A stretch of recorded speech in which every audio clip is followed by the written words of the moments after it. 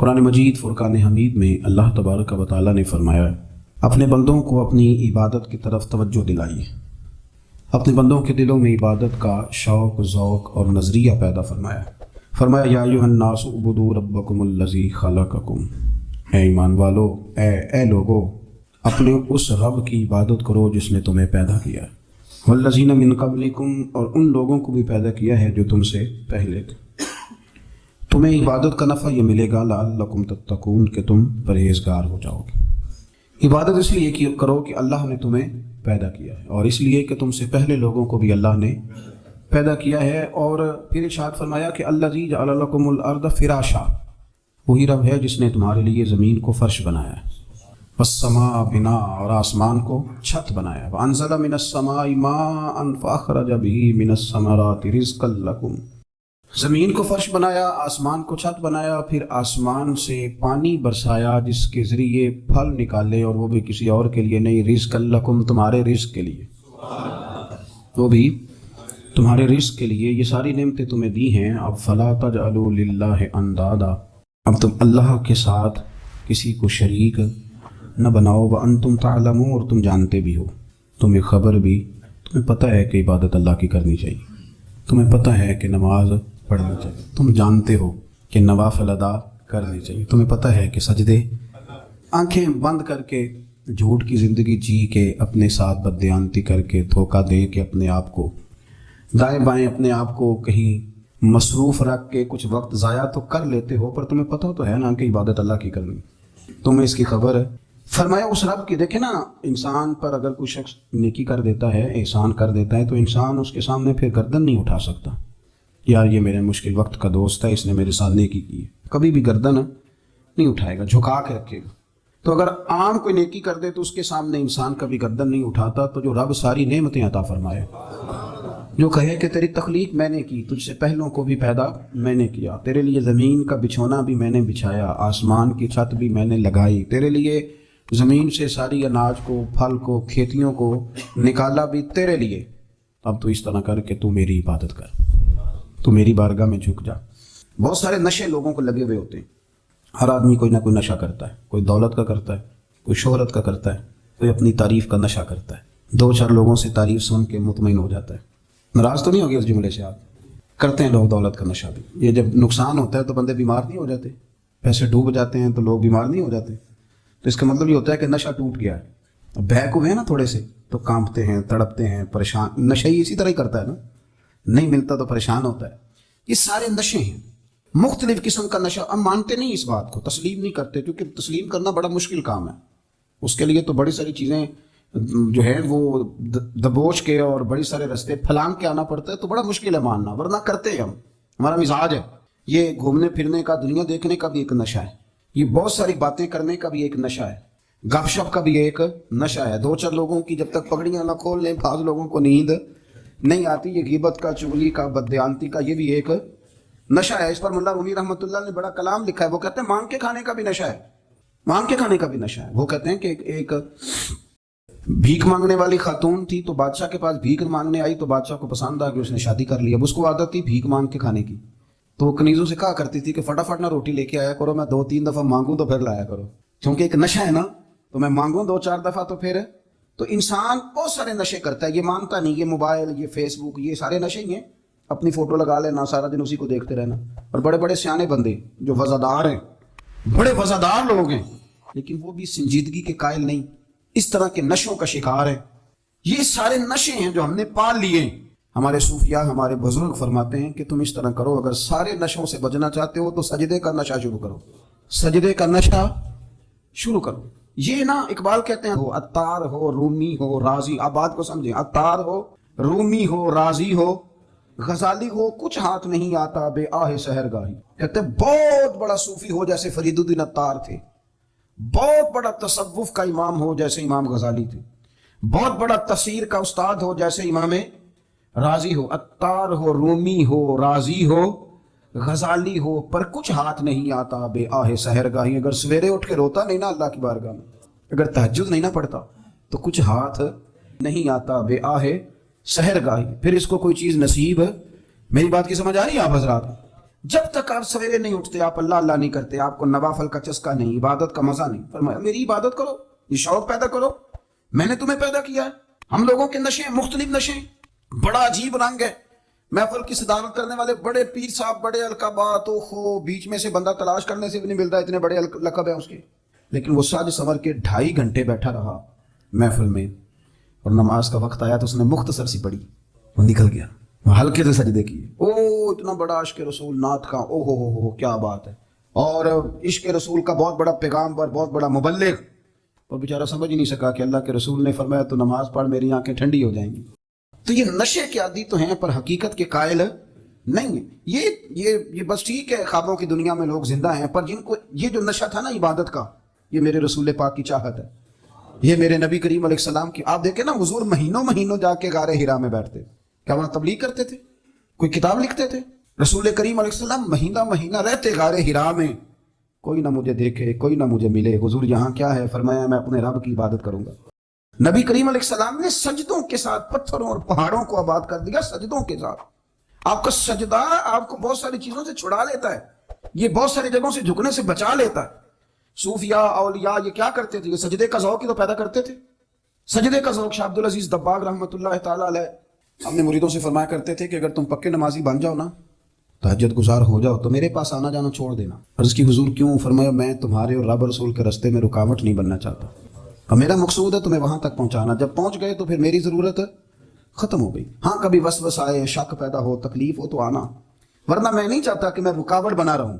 تم اللہ اللہ کرو، اس مالک کو راضی کرو۔ میرے رسول پاک علیہ وسلم نے فرمایا بندہ اللہ کے سب سے قریب اس وقت ہوتا ہے جب وہ سجدے کی حالت میں ہوتا ہے۔ کس کے قریب ہوتا ہے؟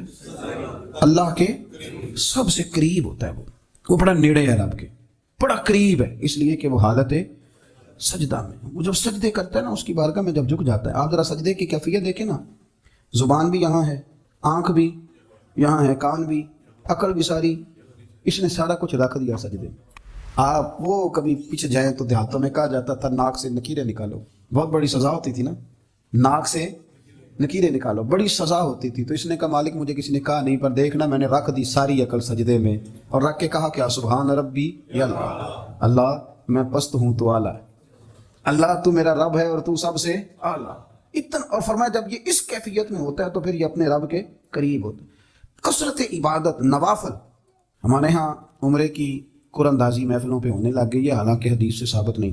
میں دوستوں سے کہتا ہوں جائز ہے، کرنی چاہیے، عمرے کی قرآن اندازی جائز ہے، پر کسی حدیث میں نہیں آئی کہ قرآن اندازی کرو عمرہ کرو۔ حدیث میں قرآن اندازی یہ آئی ہے کہ نبی پاک علیہ السلام نے فرمایا تمہیں پتہ چل جائے نا پہلی صف کا ثواب کتنا ہے، تم قرآن اندازی کرو۔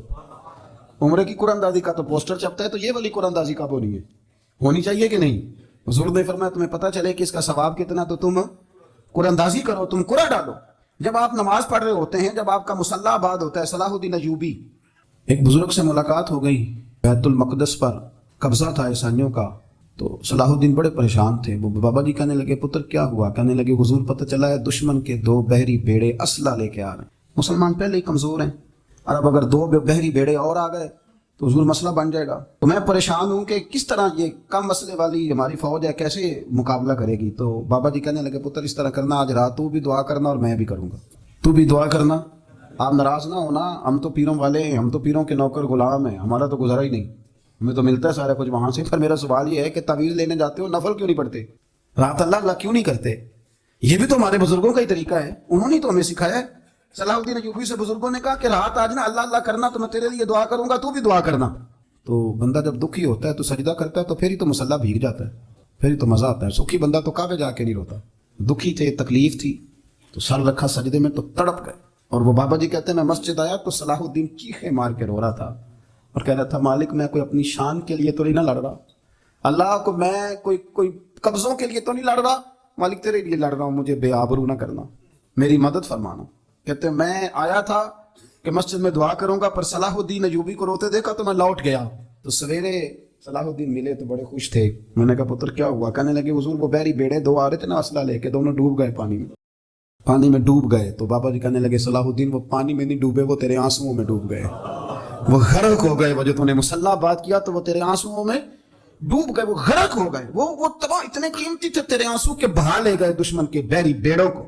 میرے بھائی ٹھیک ہو گیا جی، میرے عزیز سمجھ لیں اس بات کو ہمیشہ کے لیے، اور اس پر غور کر لیں اچھے طریقے سے کہ میرے رسول کریم سید عالم صلی اللہ علیہ وسلم نے نا ہماری توجہ دلائی، حضور نے ہمیں بتلایا، ہمارا ذوق بڑھایا عبادت کی طرف۔ ایک صحابی تھے حضرت ابو فاطمہ رضی اللہ تعالیٰ عنہ، یہ ترمذی شریف کی حدیث ہے۔ نبی پاک علیہ السلام نے فرمایا ابو فاطمہ قیامت کے دن مجھ سے جلدی ملنا چاہتے ہو کہ دیر کے ساتھ؟ تو کہنے لگے حضور کون ہوگا جو دیر سے ملنا چاہے گا، ہم نے تو جان دے دی وعدہ دیدار پر۔ اعلیٰ حضرت فرماتے ہیں جان دے دی وعدہ اور نقد اپنا دام ہو ہی جائے گا۔ مجھے لگتا ہے کہ یہ سودا نقد و نقد ہو جانا ہے، کیونکہ ہم نے جان دے دی وعدہ دیدار پر۔ آپ نے وعدہ کیا تھا کہ مریں گے تو پھر زیارت ہوگی، تو مر گئے ہم زیارت کی خاطر۔ جان دے دی وعدہ دیدار پر تو نقد اپنا دام ہو ہی جائے گا۔ اے رضا ہر کام کا ایک وقت ہے، دل کو بھی آرام ہو ہی جائے گا۔ تو حضرت ابو فاطمہ رضی اللہ تعالیٰ عنہ سے نبی پاک صلی اللہ علیہ وسلم نے فرمایا جلدی ملنا چاہتے ہو کہ دیر سے؟ عرض کی حضور فٹافٹ ملنا ہے، میں نے قیامت کے دن آپ سے جلدی ملنا ہے۔ تو نبی پاک علیہ السلام نے فرمایا پھر اس طرح کرنا، دنیا میں رہ کے سجدے زیادہ کرنا، پھر سجدے زیادہ کرنا، قیامت میں ملاقات جلدی ہو جائے، قرب ملے گا تمہیں۔ اپنے بچوں کے اندر دیکھیں نا، ہم شوق پیدا کرتے ہیں، ہمیں صحیح لفظ نہیں بولنے آتے پر ہم بچوں میں شوق پیدا کرتے ہیں کہ پتر ڈاکٹر بن جائے گا تو بڑا نفع کرے گا، تو لوگوں کی خدمت کرے گا، ملک و ملت کی خدمت کرے گا، تیرے ابا کا نام روشن ہوگا، تیرے دادا کی تعریفیں ہوں گی۔ ہم یہ ذوق پیدا کرتے ہیں۔ ہم اپنے نوجوانوں کے اندر یہ فکر پیدا کرتے ہیں، انہیں ہم سمجھاتے ہیں کہ میاں جب تم پڑھو گے، محنت کرو گے تو فلاں آدمی کی طرح تمہارا نام ہوگا۔ یہ جتنا ذوق ہم بچوں کے اندر ان چیزوں کا پیدا کرتے ہیں، ہمیں حکم ہے کسی طرح ہم ذوق پیدا کریں کہ پتر نماز پڑھے گا تو اللہ راضی ہو جائے گا، تو سجدہ کرے گا۔ دیکھیں نا میرے رسول کریم علیہ السلام نے فرمایا 7 سال کے بچے کو مسجد لے کے جاؤ، یعنی اسے شوق دلاؤ، اس کے اندر یہ خاصیت پیدا کرو کہ اس کا دل کرے مسجد میں جانے کا، اس کے اندر یہ خصوصیات لاؤ کہ وہ ہمارے ہاں نا ہر چیز کو پروموٹ کیا جا رہا ہے، ہر چیز کو، یعنی سر سنگیت سکھانے کے لیے اکیڈمیاں بن گئی ہیں، ہر شے پروموٹ ہو رہی ہے، عبادت کا جذبہ کم ہوتا جا رہا ہے، اللہ کا ذوق ہمارے اندر نہیں رہا۔ اور اتنا مشکل ہم نے اپنے لیے بنا لیا ہے کہ وہ بندہ جو بڑی زبردست مذہبی گفتگو کر رہا تھا اور تگڑی بات کر رہا تھا، کیا بات ہے، لیکن نماز کے بارے میں کمزوری دکھا جاتا ہے، نوافل کے بارے میں وہ چپکے سے نکل جاتا ہے۔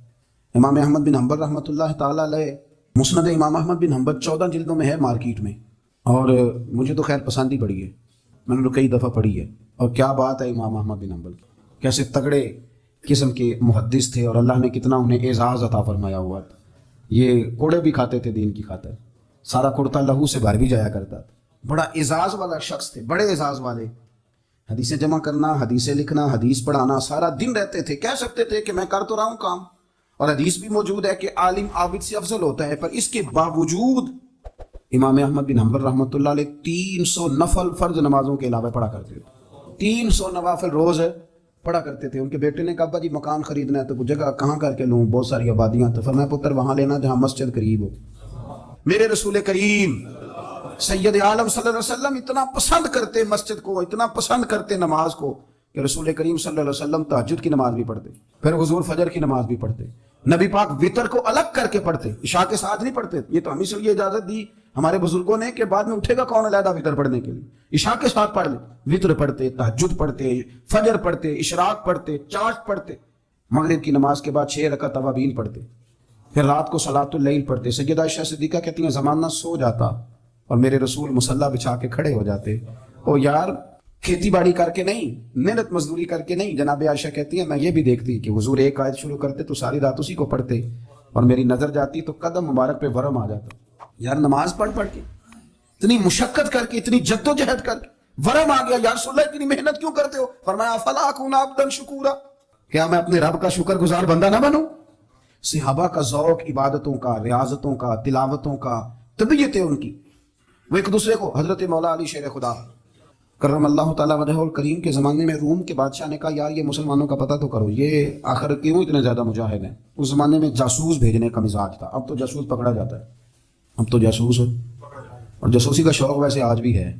عرض کروں تھوڑی سی بات ہی سنوان سے، پتہ کیا ہمارا مسئلہ ہے؟ ہم جہاں جاتے ہیں نا وہاں تھوڑی خوشبو سونگنے کی کوشش کرتے ہیں، وہ کیا ہے تو یہ کیا ہے تو ادھر کیا ہے تو تھوڑا سا ادھر کیا ہے۔ میرے رسول پاک پڑھیے درود شریف، سارے پڑھیے ذرا زور سے، صلی اللہ تعالی۔ نبی پاک علیہ السلام نے فرمایا جاسوسی نہ کرنا ورنہ تم بندوں کو خراب کر دو گے، اور فرمایا اس طرح نہ ہو کہ تم کسی کے آپ کھول میں نکلو تو تمہارے پہلے کھول جائیں۔ یہ جو ذوق ہے نا یہ ختم کریں، چھوڑیں، مطلب آپ کس چکر میں پڑے ہوئے ہیں، اتنی زیادہ توجہ کرنے کی کیا ضرورت ہے؟ نے کام سے کام رکھیں، اس میں بندہ تھوڑا سا نا آسان رہتا ہے۔ یہ جو بہت زیادہ ٹٹولنے والے لوگ ہوتے ہیں نا، وہ بےچارے پھر عمر ٹٹولتے ہی گزار دیتے ہیں، اس لیے کہ مزاج ہی بہت پکا ہے، بوری کا منہ کھول کے اندر تک ہاتھ ڈالنا، تو پھر کئی دفعہ سامنے سے بچھو بھی لڑ جاتا ہے، خرابی ہوتی۔ تو جاسوسی کی جاتی تھی، اس نے بھی جاسوس بھیجے، کیونکہ قبیلوں کے لوگ تھے، کچھ مسلم کچھ کافر، پہچانے نہیں جاتے تھے لوگ، تو کچھ لوگ اس نے بھیجے، انہوں نے آ کے نا تحقیق کی، ریسرچ کری کہ آخر ماجرا کیا ہے۔ تو واپس جا کے انہوں نے رپورٹ دی نا روم کے بادشاہ کو، اس رپورٹ کا ایک جملہ بڑا شاندار ہے، وہ کہنے لگا بادشاہ ہمیں مسلمانوں کی کوئی سمجھ نہیں آئی، ہمیں کوئی سمجھ نہیں آئی۔ انہوں نے کہا کیوں نہیں سمجھ آئی؟ کہنے لگے یار عجیب بندے ہیں، جب رات مسلح پہ بیٹھتے ہیں تو یوں لگتا ہے ان کا دنیا سے رشتہ ہی کوئی نہیں، کوئی کسی کو نہیں جانتا، کوئی اپنے دکھ سنا کے رو رہا ہے، کوئی اپنی بات کر کے رو رہا ہے، لگتا ہے کہ ان کا کوئی رشتہ ہے ہی نہیں جب مسلح پہ بیٹھتے ہیں۔ اور فرمایا جب سویرے یہ جہاد کرنے نکلتے ہیں تو لگتا ہے ان سے زیادہ دلیر ہی کوئی نہیں۔ حالانکہ جو مسلحوں پہ رونے دھونے کے لوگ ہوتے ہیں وہ کئی دفعہ جہاد میں کام نہیں کرتے، لیکن عجیب لوگ ہیں کہ رات کے راہب ہیں، دن کے مجاہد ہیں، کوئی سمجھ نہیں آتی۔ میرے عزیز، ان لوگوں نے مسلح آباد کر کے رکھا، تلاوتیں ان کا ذوق رہی، منظر روز پڑھنا، اسباق پڑھنا، وظائف پڑھنا، یہ ان کا ذوق رہا۔ اعلیٰ حضرت بریلوی رحمت اللہ نے 1000 کتاب لکھی ہے، لیکن الوظیفۃ الکریمہ کے نام سے جو وہ صبح و شام وظائف پڑھتے تھے وہ الگ انہوں نے ان کو بیان کیا، پابندی کے ساتھ اپنی اللہ اللہ کرتے تھے۔ شیخ شہاب الدین سہروردی رحمت اللہ علیہ، اس پر ایک بندے نے اعتراض کیا، اس نے کہا جی آپ کس قسم کے صوفی ہیں، مرید بیٹھے ہیں اور آپ وہاں نفل پڑھ رہے ہیں؟ یہ بھی بڑا مسئلہ ہوتا ہے نا، جو بندہ ملنے آتا ہے وہ اپنے ٹائم کے حساب سے آتا ہے، اور پھر اس کا یہ بھی خیال ہوتا ہے کہ پیر صاحب جو ہیں وہ چونکہ درویش ہیں تو نہ انہیں روٹی کھانی چاہیے نہ سونا چاہیے، چونکہ وہ درویش ہیں، اور ہم چونکہ درویشوں کے ماننے والے ہیں لہذا ہمارا یہ طریقہ ہونا چاہیے کہ جیسے ہم کہیں درویش ویسے ہی کر جائے۔ حالانکہ جس کو آپ درویش کہیں گے آپ اس کی مانیں گے، آپ منوائیں گے نہیں، تمہارا مزاج ہوتا ہے۔ شیخ شہاب الدین پر لوگوں نے اعتراض کی، حضور لوگ ملنے آئے ہیں، زیارت کرنے آئے ہیں، یہ بندے دعا کرانے آئے ہیں، اللہ اللہ کرانے آئے اور آپ نفل پڑھ رہے ہیں، کیا جملہ ہے، کیا حسن ہے، کیا خوبصورتی ہے۔ فرمانے لگے رب رسول سے مانگنے کے لیے مصلی بچھایا ہے، اگر وہاں سے مانگوں گا نہیں تو تمہیں دوں گا کیا؟ پہلے مجھے کچھ لے تو لینے دو، اگر میرے پلے کچھ ہے ہوگی تو آگے دوں گا نا، تو میں مانگنے گیا تھا کہ یا اللہ دے تیرے بندے لینے آئے ہیں، دے تو میں کچھ لوں گا تو آگے دوں گا نا۔ لیکن ہمارا یہ سٹیٹس، یہ مزاج، یہ شعور نہیں ہے، گپیں، کہانیاں، داستانیں، گفتگو، خطابت، واز، کیا بات۔ لیکن اگر کچھ کرنے کا کام ہو تو وہ نہیں ہم سے ہوتا۔ میرے نبی کریم علیہ الصلوۃ والسلام نے مصلی سے دل لگانے کا درس دیا، حضور نے توجہ دلائی، صحابہ اس ذوق کے حامل لوگ تھے، وہ کوشش کرتے تھے۔ جناب صدیق اکبر رضی اللہ تعالیٰ عنہ کا عبادت کا مزاج ہمیشہ قائم رہا۔ حضرت عمر فاروق ساری رات اللہ کے حضور کھڑے رہے۔ حضرت عثمان غنی رضی اللہ تعالیٰ عنہ عشاء کی نماز پڑھ کے 2 رکعتوں کی نیت باندھتے تھے، 15 سپارے پہلی رکعت میں پڑھ دیتے تھے اور 15 سپارے قرآن مجید کے دوسری رکعت میں پڑھ دیتے۔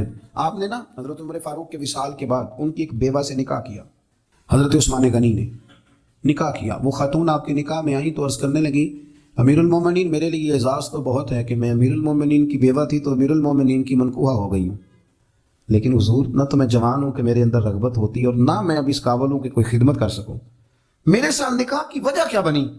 تو عثمان غنی رو پڑے، فرمانے لگے میں نے عمر فاروق کو مسجد میں اپنے رب سے ڈرتے ہوئے دیکھا، میں نے اسے روتے ہوئے دیکھا ہے، عدل کرتے دیکھا ہے، انصاف کرتے دیکھا ہے، امت کی خیر خواہی کرتے دیکھا۔ تمہارے ساتھ نکاح اس لیے کیا ہے کہ تم مجھے یہ بتاؤ کہ عمر فاروق گھر کے اندر اپنے رب کو کیسے راضی کرتے، گھر کے اندر کیسے راضی کرتے تھے، وہ طریقے بتلاؤ، تم بتاتی جانا اور میں بھی اسی طرح گھر میں عبادت کروں۔ میرے رسول کریم علیہ الصلوۃ والسلام نے ارشاد فرمایا، حضور فرمانے لگے جس گھر میں اللہ کا ذکر ہوتا ہے وہ گھر زندوں کا ہے، اور جس گھر میں رب کریم کا ذکر نہیں ہوتا وہ گھر زندوں کا نہیں ہے۔ گھر نا ہم نا کتابوں میں پڑھتے ہیں کہ ایک بزرگ کہتے ہیں، حضرت فضیل بن عیاض کہتے ہیں کہ میں ایک گلی سے گزر رہا تھا تو گھر کے اندر کسی قاری صاحب نے قرآن کی آیت پڑھ دی، ولی من خاف مقام ربہ جنتان، میں تو میرے کانوں سے ٹکرائی تو اللہ نے میری کایا ہی پلٹ دی، میں توبہ کر گیا۔ اب گھر کے اندر سے آواز آئے تو صحیح نہ تلاوت کی، پر اندر سے آواز آتی نہیں ہے، ڈیک بجنے کی آواز آتی ہے یا ٹی وی چلنے کی آواز آتی ہے یا دھوم مچانے کی آواز آتی ہے۔ عبادت کا وہ جو خاص شوق تھا، وہ جو حسن تھا، وہ جو توانائی تھی، وہ جو بات تھی۔ ایک جگہ پہ ہم بیٹھے تھے تو وہاں ایک صاحب آئے اور انہوں نے آتے ہی کہا کہ مہربانی کریں ذرا مجھے مصلی دے دیں، میرے نہ کچھ نفل رہ گئے، تو میں نے وضو کر لیا تو کوئی مصلی مل جائے۔ مصلی انہیں دے دیا گیا، وہ مصلی لے کے چلے گئے تو پیچھے ایک صاحب نے تبصرہ کیا، کہنے لگے کتنا ریاکار بندہ ہے، لوگوں کو دکھا رہا ہے کہ میں نفل پڑھتا ہوں، ہے کو بات کرنے والی۔ میں نے اسے کہا، میں نے کہا تو مہربانی کرنا اس طرح کی ریاکاری تو بھی کر، پکڑ مصلی اور جا تو بھی تھوڑی ریاکاری کر کے آ، اٹھ ذرا، شکر کر کو یہ ریاکار بھی ملا ہے۔ کوئی نفل پڑھ کے ریاکاری کر رہا ہے، اللہ کا میں کہتا ہوں کو پڑھے تو صحیح نہ، یار یہ کوئی دور ہے نفل پڑھنے کا؟ اس میں تو لوگوں کا مزاج ہی نہیں، طبیعت ہی نہیں۔ میں نے کہا چل مہربانی کر یہ لے مصلی اور تو بھی جا تھوڑی سی یا کر یا ریاکاری کرو تو صحیح نا، مزاج ہی نہیں، ذوق۔ جمعے کی نماز پڑھ کے یوں دنیا بھاگتی ہے، او ہو پتہ نہیں کون سی پیچھے آگ تھی جو بجھائی جائے گی۔ اور آج تک لوگ مسئلہ پوچھ رہے ہیں کہ جمعے کی بعد والی سنتیں کتنی ہوتی ہیں۔ میں نے کہا کتنے سال ہو گئے جمعہ پڑھتے، کتنے سال ہو گئے، ابھی تک سنتوں کا نہیں پتا، ابھی تک نہیں علم کے پہلے کتنی رکھتے ہیں اور بعد میں کتنی رکھتے ہیں۔ فجر کی سنتیں کب پڑھنی چاہیے؟ سنو فجر کی سنتوں کے بارے میں۔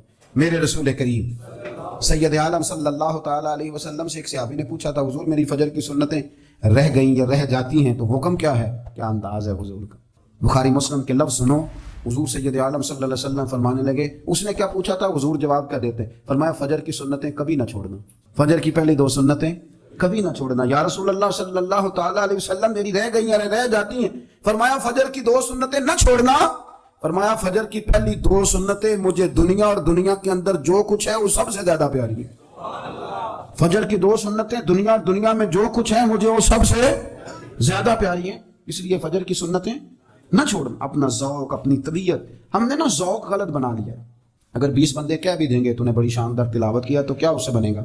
100 بندہ کہہ بھی دے تیری کیا بات ہے، کیا بات ہے نعت خاں کی، کیا بات ہے علامہ صاحب کی، پیر صاحب کی، پیر مہر علی شاہ صاحب رحمۃ اللہ علیہ۔ آپ تشریف فرما تھے تو آپ کے ایک ہی بیٹے بابو جی جن کو کہا جاتا ہے، جس دن صاحبزادے پیدا ہوئے تو خادم نہ وہاں سے نکلا۔ ان لوگوں کے شوق اور طرح کے تھے نا، تو ان کی توجہ بھی اپنے شوق کی طرف رہتی، تو خادم نکلا اندر سے، پیر صاحب مبارک ہو، پیر صاحب مبارک ہو، پیر صاحب مبارک ہو، پیر صاحب مبارک ہو، شور کر رہے ہیں۔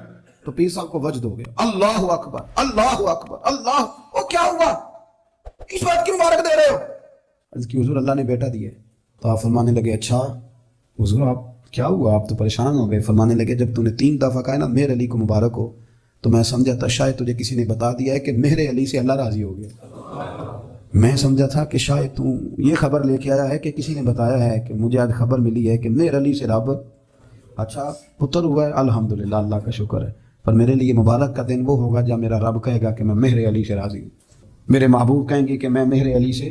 آپ بات کو سمجھیں، شوق ہی کسی اور طرف تھا، دل ہی کہیں اور لگا ہوا تھا، طبیعت ہی کہیں اور مائل تھی۔ کوئی وظیفہ پوچھتے تھے تو پڑھتے تھے وہ لوگ، کچھ اللہ اللہ انہیں بتائی جاتی تھی تو کرنے کا ذوق رکھتے تھے، طبیعت تھی، قائل تھے۔ حضرت ربیع کہتے ہیں میں بڑی دور سے سفر کر کے گیا حضرت اویس کرنی سے ملنے، بڑی دور سے، اور جب میں پہنچا تو فجر کا وقت تھا، تو حضرت اویس کرنی کو میں نے پا لیا، تو وہ نماز پڑھ کے نا قرآن شریف لے کے بیٹھ گئے۔ فرماتے ہیں اشراق چاشت کا وقت ہوا تو نفلوں کی نیت باندھ لی۔ محدث ابن الجوزی نے لکھا ہے، فرماتے ہیں پھر جب زوال کا وقت ہوا تو مسجد میں جھاڑو دینے لگ گئے۔ ظہر کی نماز پڑھ کے تو عصر کی تیاری تک وہ مسجد میں بیٹھے رہے، اور میرے نبی پاک علیہ السلام نے فرمایا جو نماز کے انتظار میں بیٹھا ہو وہ نماز ہی میں ہے، وہ نماز ہی میں ہے۔ فرمایا میری دنیا میری امت کی جو رہبانیت ہے نا وہ اتنی ہے کہ نماز کا انتظار کرے، اذان کے بعد نماز کا یہ راہب ہے، یہ اس وقت چھوڑ کے بیٹھے ہیں سارا کچھ۔ فرماتے ہیں عصر تک انہوں نے اللہ اللہ کی، پھر مغرب تک کی، عشاء کی نماز ہوئی تو نماز پڑھی تو وہ تھک گئے۔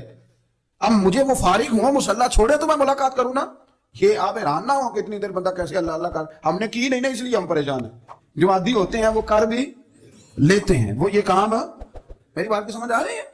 جب جاتے ہو کسی دفتر میں تو 8 گھنٹے کھڑے رہ لیتے ہو نا، مجبوری ہوتی ہے تو کھڑے رہا جا سکتا ہے۔ پاسپورٹ کے دفتر بولیے، امیگریشن کی لائنوں میں، اور میں نے تو ویسیوں بھی بندے 12 گھنٹے پہلے جا کے کھڑے دیکھے، رہ لیتے ہیں کھڑے۔ تو اگر ان کاموں کے لیے رہا جاتا ہے تو اللہ رسول کے لیے بھی کھڑے رہا جا سکتا ہے۔ تو فرمانے لگے کہ جب عشاء کی نماز کے بعد آخر انسان تھے، تھک گئے، نیند کا غلبہ ہوا تو تھوڑی ایسے آنکھ بند ہوئی تو کھولی تو رونے لگے۔ حضرت ویسے کر دی، رو کے کہنے لگے مالک مجھے غافل تو نہ کر، ابھی میں نے کیا بھی کچھ نہیں، دن ختم ہو گیا، کوئی نفل نہیں، کوئی اللہ اللہ نہیں، اللہ مجھے غافل نہ کر، میری مدد فرما۔ فرماتے ہیں جب وہ روئے تو میرے ساتھ جو شخص تھا میں نے کہا اٹھو چلیں، کہنے لگا حضور ملنا نہیں، فرمایا جو میں لینے آیا تھا وہ مجھے مل گیا، جو میں ان سے سیکھنے آیا تھا وہ مجھے نصیب ہو گیا، اب اور میں نے کیا لینا، ختم ہو گئی بات، اٹھو چلیں۔ اللہ کے بندوں نے حضرت ربیعہ بن کعب اسلمی رضی اللہ تعالیٰ عنہ فرماتے ہیں، کہتے ہیں جب بنو قریظہ اور بنو نذیر یہودیوں کے ساتھ حضور علیہ السلام نے جنگ کا اعلان فرمایا تو وہ دشمن ہو گئے، ہمیں خطرہ تھا کہ وہ رات کو کہیں محبوب کو تکلیف نہ دیں، تو کچھ لوگ نا تلواریں لے کے نبی پاک کے دروازے پہ پہرے داری کرتے تھے۔ گن مین رکھنا حرام نہیں، اگر کسی کو واقعی خطرہ ہو تو اس کے لیے سنت بھی ہے۔ حضرت علی المرتضیٰ تلوار لے کے حضور کے گھر کا پہرا دیتے تھے۔ حضرت ربیعہ بن کعب اسلمی رضی اللہ تعالیٰ عنہ فرماتے ہیں کہ رات میری ڈیوٹی تھی کہ میں حضور کے گھر کا پہرا دوں گا، تو فرماتے ہیں میں باہر سن رہا تھا، ساری رات ہی میرے نبی پاک نے اللہ کی تسبیح پڑھی، ساری رات، کبھی تسبیح، کبھی تحلیل، کبھی تحمید، کبھی تکبیر، ساری رات۔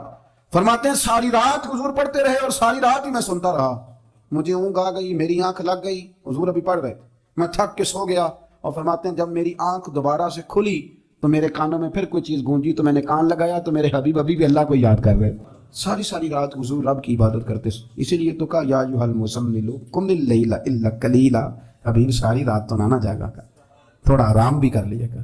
میرے بھائی اپنا مصلی، اپنی عبادات، اپنے وظائف، اللہ جو آپ نے کسی سے سیکھی ہے اس کو کبھی کمزور نہ ہونے دیں۔ شجرہ شریف جو کسی بزرگ سے آپ لے لیتے ہیں تو کیا رسم ہے کوئی؟ اس پہ کچھ لکھا ہوتا ہے، وہ پڑھنے کے لیے دیا جاتا ہے، اس پہ لکھا ہوتا ہے کہ یہ اللہ آپ نے کرنی ہے۔ ساری زندگی کسی اسکول میں داخل ہو گئے اور وہاں جا کے آپ نصاب ہی نہ پڑھیں، کتاب ہی نہ کھولیں تو پاس ہو جائیں گے؟ وہ کہتے ہیں میں 20 سال جاتا رہا ملا کچھ نہیں، تو آپ نے لیا کیا ہے؟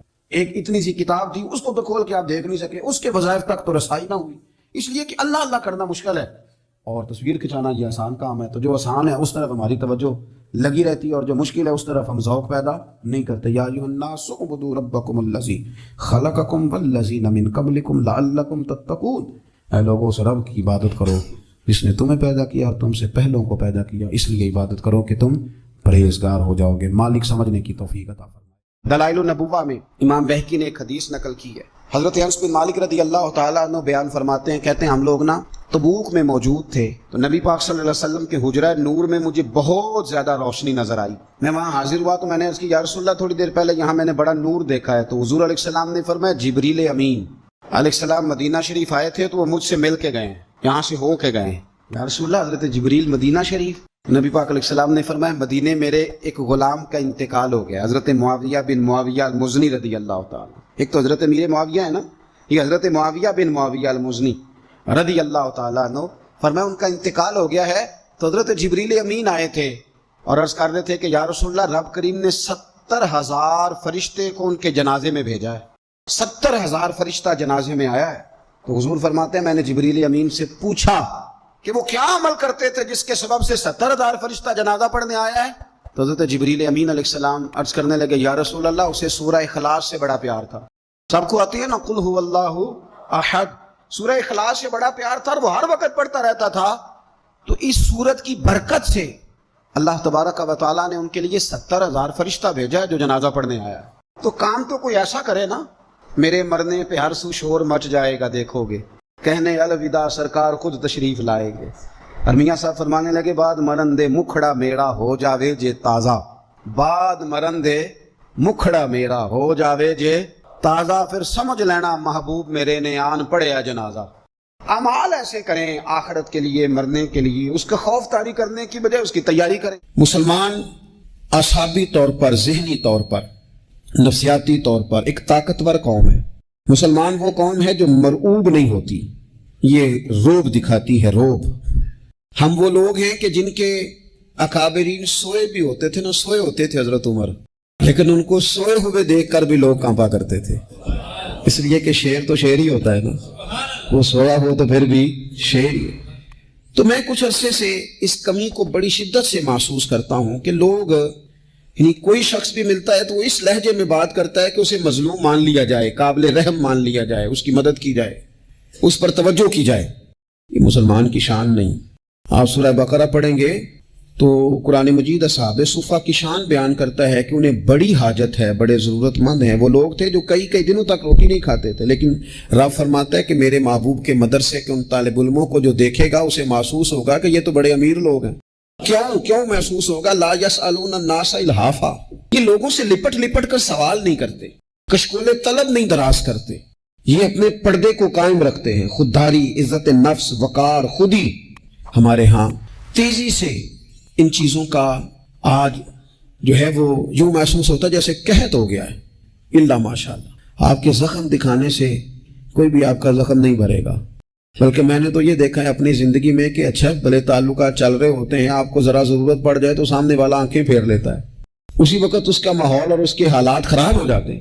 اس لیے اپنا سارا بھروسہ، اپنی ساری توجہ، اپنی سوچوں کا مکمل مدار صرف اللہ رسول کی ذات کو بنائیں، اور اس انداز میں بنائیں کہ کون دیتا ہے دینے کو منہ چاہیے، دینے والا ہے سچا ہمارا نبی، اور یہ ذہن بنائیں زندگی میں کہ رب رسول کی بارگاہ سے 2 قطرے بھی مل گئے تو دنیا بھی بن جائے گی، آخرت بھی بن جائے گی۔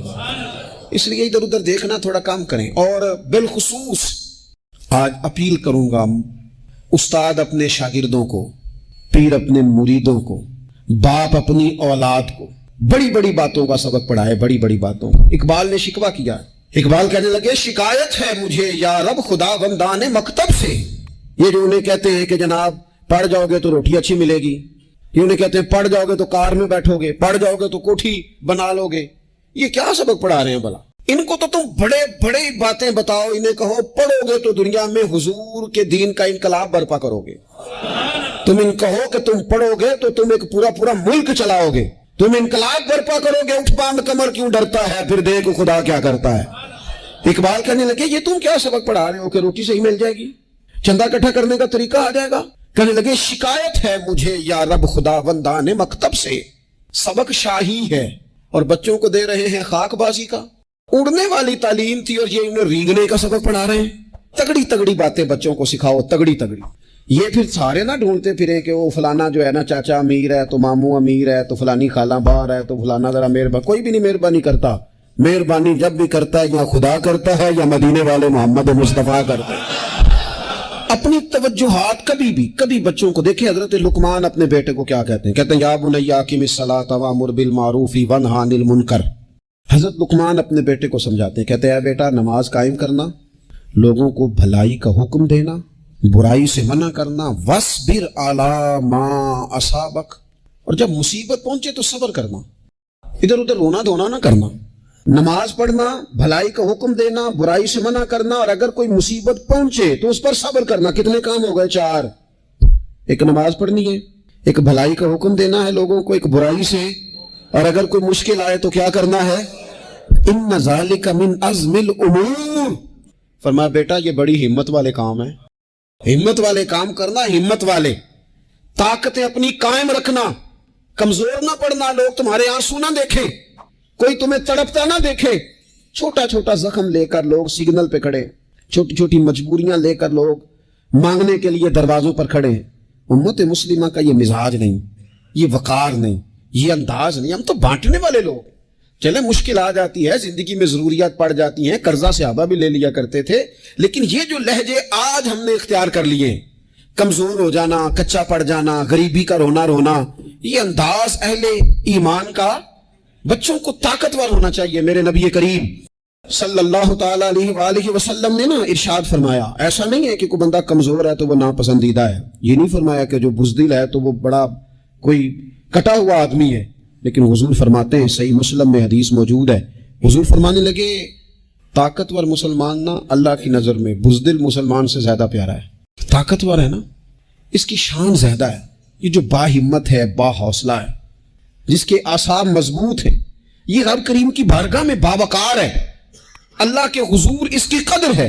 اور حضور علیہ الصلوۃ والسلام صحابہ کو دعائیں سکھایا کرتے تھے، اور تعلیم امت کے لیے خود بھی حضور وہ دعا فرمایا کرتے تھے، کہتے تھے اے اللہ بزدلی سے بچا، کنجوسی سے بچا، اے اللہ اس بڑھاپے سے بچا جو انسان کو بڑا پریشان کر دے۔ ایک اور وظیفہ سنیں، امام قرطبی نے تفسیر قرطبی میں لکھا، رزق کی برکت کا وظیفہ۔ امام قرطبی نے لکھا ہے، حضرت انس بن مالک رضی اللہ تعالیٰ عنہ کہتے ہیں ایک شخص حضور کی بارگاہ میں آیا، کہا یا رسول اللہ صلی اللہ علیہ وسلم غربت بڑی ہے، بڑا دکھی ہوں، بڑا پریشان ہوں۔ تو حضور نے وظیفہ بتایا، فرمایا جب بھی گھر جاؤ نا، گھر والوں کو سلام کہنی ہے، السلام علیکم، یعنی کب کہنی ہے؟ جب بھی جاؤ کب کہنی ہے؟ یعنی گھر سے نکلے ماچس لینے کے لیے، واپس آ کے کہنا السلام علیکم۔ پھر گھر والوں نے کہا ہو یاد ہی نہیں رہا تھا، وہ تو چینی بھی ختم ہو گئی ہے، پھر گئے چینی لینے تو واپس آ کے پھر السلام علیکم۔ انہوں نے کہا خود ناراض نہ ہوئیے گا، پتی بھی نہیں چاہے گی۔ اب واپس گئے تو پھر واپس آ کے کیا کہنا ہے؟ تو نبی پاک صلی اللہ علیہ وسلم نے فرمایا جب بھی گھر جا السلام علیکم کہے اور 3 دفعہ سورۃ اخلاص پڑھ دے، اور سورت بھی وہ بتائی جو سب کو آتی ہے، قل هو اللہ احد اللہ الصمد لم یلد ولم یولد ولم یکن لہ کفوا احد، 3 دفعہ یہ پڑھ دے۔ صحابی بڑے سیانے تھے، بڑے مسئلے حل کرتے تھے ہمارے، فٹافٹ بول پڑے وہ صحابی، کہنے لگے حضور میری تو چھوٹی سی فیملی ہے، کئی دفعہ بچے گھر نہیں ہوتے، ننھیال گئے ہوتے ہیں، تو پھر کیا کروں؟ حضور نے فرمایا جب گھر میں کوئی نہ ہو تو اپنے نبی پہ درود و سلام پڑھ دے، تیرے نبی کا کرم تو تیرے گھر میں ہوگا نا۔ حضرت کا تو نہیں وظیفہ کیا کرنا ہے؟ نہیں تو نہیں آخنا، مشکل لگتا مجھے. تسی کر دینا سلام لو، تسی کہنا بندے اسی کہتے سلام اسی لویے، تسی لو جا کے دوبارہ گھر جا کے کیا کرنا ہے؟ چلے کچھ نہ کچھ 55% بولے ہی ہے ماشاءاللہ. کیا کریں گے؟ السلام، اور پھر کیا پڑھنا ہے؟ سبحان اللہ. 3 دفعہ سورۃ اخلاص پڑھ دیں، فرمایا اللہ برکت پیدا کر دے گا. اب سنیں، ایک دوست آئے، کہنے لگے حضرت جی بڑے پیروں کے پاس گیا ہوں، مالی مسئلہ حل نہیں ہوتا. تو میں نے کہا میں تجھے نبی پاک کی بارگاہ میں نہ لے جاؤں، پیروں کے پیر کے پاس نہ چلے جائیں. میں نے کہا سن تیرا مالی مسئلہ حضور حل کر دیتے. مشکات میں حدیث ہے، ایک صحابی نے کہا حضور غربت ہے، فرمایا روز رات کو سورۃ واقعہ پڑھ، تیرے گھر میں فاقہ نہیں آئے گا. اور یار بتاؤ، جب نبی پاک نے کہہ دیا نہیں آئے گا تو آئے گا، حضور نے کہہ دیا نہیں آئے گا تو آئے گا، اللہ اکبر، آ ہی نہیں سکتا. تو وہ والا وظیفہ پڑھ جو مصطفیٰ کریم نے بتایا ہے. اور اب کریم کی بارگاہ میں گویا نیت ہو کہ یا اللہ میں کوئی خود تو نہیں نہ پڑھ رہا، تیرے نبی نے بتایا ہے. سورۃ واقعہ پڑھ، تیرے گھر میں فاقہ. حضرت عبداللہ ابن مسعود رضی اللہ تعالیٰ عنہ بیمار ہو گئے، شدید بیمار، اور بیٹیوں کے باپ تھے، بیٹیاں زیادہ تھی. حضرت عثمان غنی رضی اللہ تعالیٰ عنہ کا دور خلافت تھا. جناب عثمان غنی تیمارداری کرنے آئے اور کہنے لگے عبداللہ آپ بڑے بیمار ہیں، ابن مسعود آپ بڑے علیل ہیں، کچھ پیسے نہ بھیج دوں خزانے سے؟ تو حضرت ابن مسعود کہنے لگے ضرورت نہیں، کہا آپ کی بیٹیاں ہیں کام آئیں گے. تو آپ فرمانے لگے میں نے بیٹیوں کو خزانہ دے دیا ہے. کہا کیا خزانہ دیا ہے؟ کہنے لگے میں نے اپنی بیٹیوں کو پابند کر لیا ہے، وہ رات کو روز سوتے وقت سورۃ واقعہ پڑھ کے سوتی ہے. تو نبی پاک نے کہا فاقہ نہیں آ سکتا، تو لہذا میری بیٹیوں پہ کبھی فاقہ نہیں آ سکتا. تو روز یہ تو کہتے ہو داماد جی سے کہ بھئی آپ مہربانی کرو، کو خرچہ بڑھاؤ، بچی بڑی پریشان ہے، تو بچی کو بھی ایک خزانہ دے دو، اس کو بیٹے روز رات کو سورۃ واقعہ پڑھا، رات سورۃ واقعہ پڑھے، صبح سورہ ملک پڑھے، دن کے وقت سورۃ بقرہ پڑھے. میرے نبی پاک صلی اللہ علیہ وسلم نے فرمایا جس گھر میں سورۃ بقرہ پڑھی جائے جن تو کیا شیطان بھی دوڑ جاتا ہے. تو کوئی جادو اثر کر سکتا ہے؟ تو ان وظیفوں پہ عمل کریں جو نبی پاک صلی اللہ علیہ وسلم نے ہمیں عطا کی. تو لوگوں نے نبی پاک علیہ السلام کی خدمت میں اس بات کا ذکر کیا کہ حضور ہمارے امیر جب بھی نماز پڑھاتے ہیں سورہ اخلاص پر ختم کرتے ہیں. تو اللہ کے رسول علیہ السلام نے پوچھا ایسا کیوں کرتے ہو؟ کیونکہ صحابہ کو تو بہت قرآن یاد تھا، بھئی سورہ اخلاص ہی کیوں پڑھتے ہو؟ تو انہوں نے جواب دیا، عرض کی یا رسول اللہ صلی اللہ علیہ وسلم یہ صورت نا رحمان کی صفات پر مشتمل ہے. سبحان اللہ. اس میں میرے رب کی صفتوں کا بیان ہے، اس کی صفات کا ذکر ہے، اس لیے مجھے نا اس کا پڑھنا بڑا ہی پیارا لگتا ہے. یہ مجھے بڑی پیاری لگتی ہے جب میں اسے احد کہتا ہوں، جب میں اسے صمد کہتا ہوں، جب میں اسے لم یلد ولم یولد کہتا ہوں، مجھے بڑا پیار آتا. اس میں میرے کریم رب کی صفات کا ذکر ہے، حضور مجھے پڑھنا پسند ہے.